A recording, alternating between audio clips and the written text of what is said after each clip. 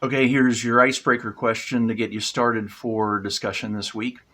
How do you know whether a habit is helpful or not?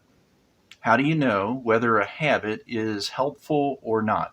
Talk about that with your group, and when you're ready to dive into the scriptures, you can press play on the video to continue.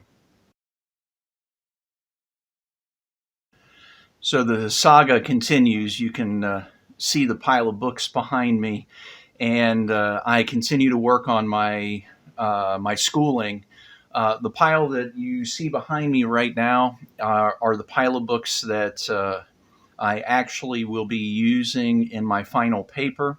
It's got a lot of post-it notes in there that I have marked so that I can take the quotes and type them into my paper and so forth and pull the rest of this together. I've got about 4 weeks to get it all done to the point where it is a final, complete, ready for detailed review kind of project. And so I'm working feverishly toward that end. There have been a lot of things over the years um, that have taken precedence, that have stopped me from um,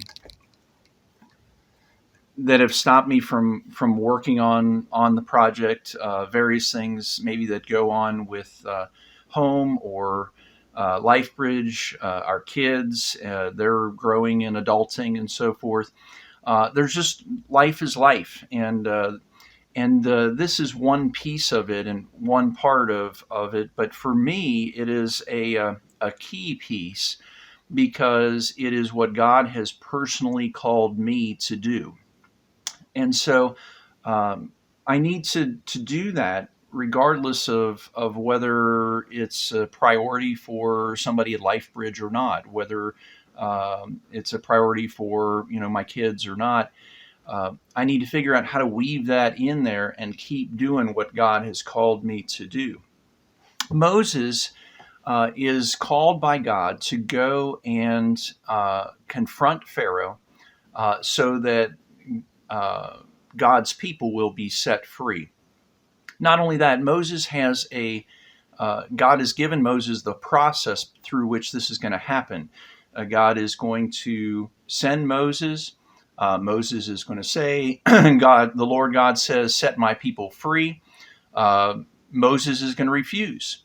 God is going to harden Pharaoh, or I'm sorry, Pharaoh is going to refuse. God is going to harden Pharaoh's heart. And God tells Moses this ahead of time. This isn't going to happen overnight. This is going to take time. This is going to be a process of God showing that God is God and that Pharaoh is not God. And Moses is going to be the conduit of the message and the miracles through which God is going to work.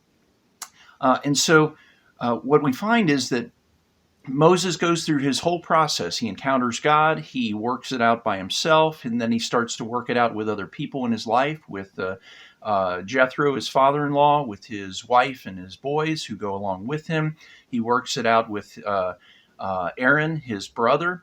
And then he goes to the elders of Israel, and everybody is the same page with him. They're all excited about what God is about to do. And then they go from there and um, go to Pharaoh the first time, and Pharaoh refuses to let them go and actually makes things really hard on them. Pharaoh gets angry, says, you have to keep making as many bricks as you were making before, but I'm not going to give you any straw to make the bricks. You're going to have to work harder. The slave drivers beat them more because they weren't getting the job done. And suddenly, a whole bunch of people who were on the same page with Moses and excited about it suddenly turn against Moses, and he encounters resistance. Um, what I want you to do is to read just the selections I have here. You can read the whole part in your own Bible if you want, but I gave you enough so that you get a picture of what's going on. And and I want you to talk about who specifically is resisting Moses. Who are the people that are going up against Moses? Um, and And then just talk about in your own walk with God, do you encounter resistance? And are there people in your life that work against what it is that you are called to do? And how do you handle that?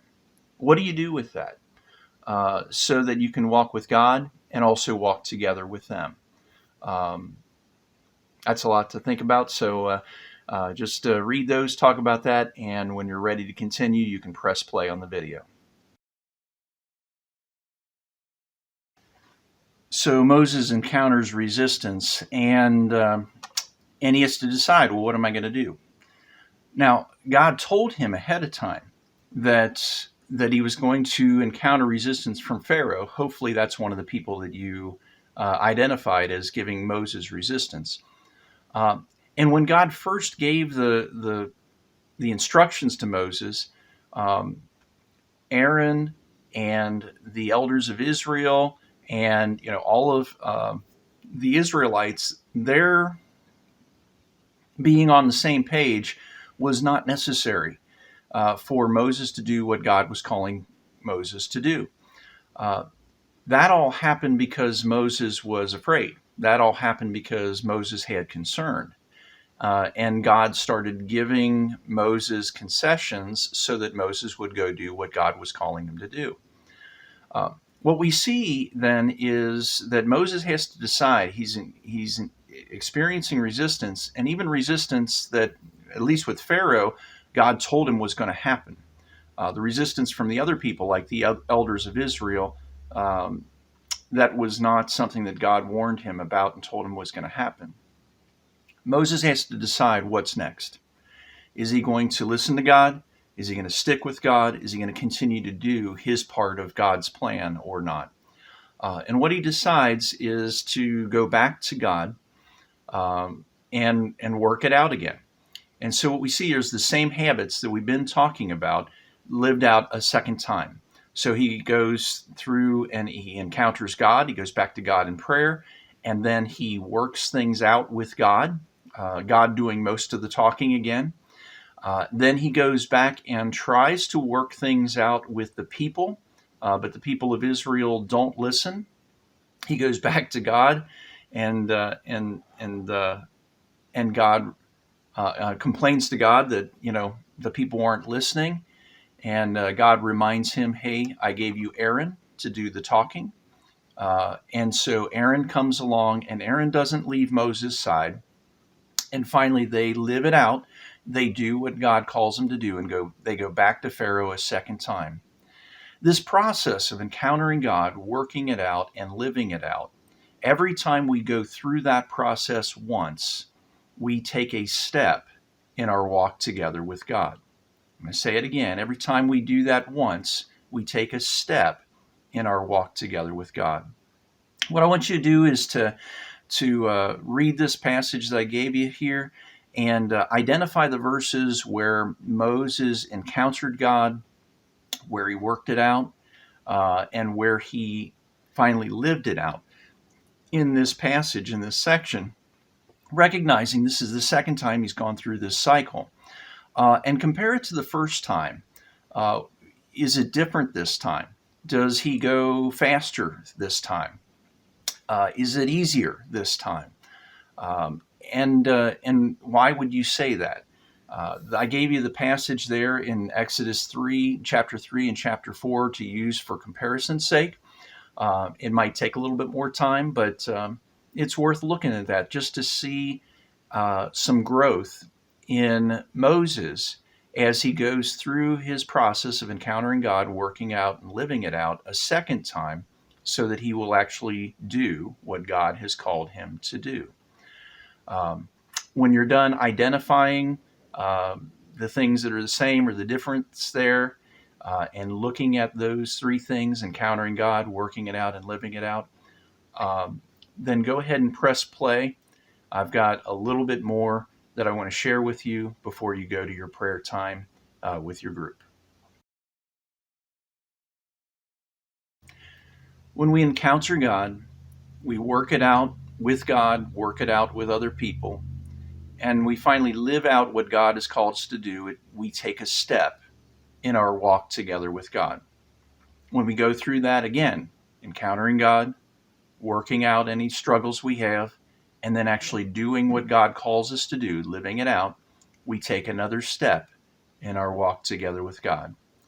If you were to read the rest of the story of Moses and what happens with him and the Israelites, what we do is we just covered on Sunday at a very quick overview level the rest of the plagues that got them to the point where Pharaoh actually released them. Okay, and with each one of those, we see less and less of the process with Moses, and more of God doing what God said that God was going to do, and that is making it clear to Pharaoh and the Egyptians that Pharaoh is not God, that their gods are not gods, that there is one God, the Lord God, the God who created the heavens and the earth and still holds all things together. What you'll see if you read the story after they leave Egypt and the struggles that they have getting out of town and the crossing of the Red Sea, and then not having water to drink, and then not having food to eat, and then encountering God at Mount Sinai and receiving the law, and even then getting ready to go into the land that God promised to Abraham, Isaac, and Jacob. In all of those instances, we'll see time after time after time again where Moses is encountering God, where he is working things out with God, and where he lives out and does what God calls him to do. We get to watch in the life of Moses many, many steps in his walk together with God. And the part that we started with in this series actually is starting when Moses is about 80 years old. And so we're seeing him walking together with God after he's already lived 80 years of life, uh, figuring out what that means and maturing in that process. I share it with you not as just as an encouragement that wherever you are in life and however old you are, there is always another step that we can take in our walk together with God. And that's not a bad thing. That's not a negative thing or something to get us down. That should be a positive thing.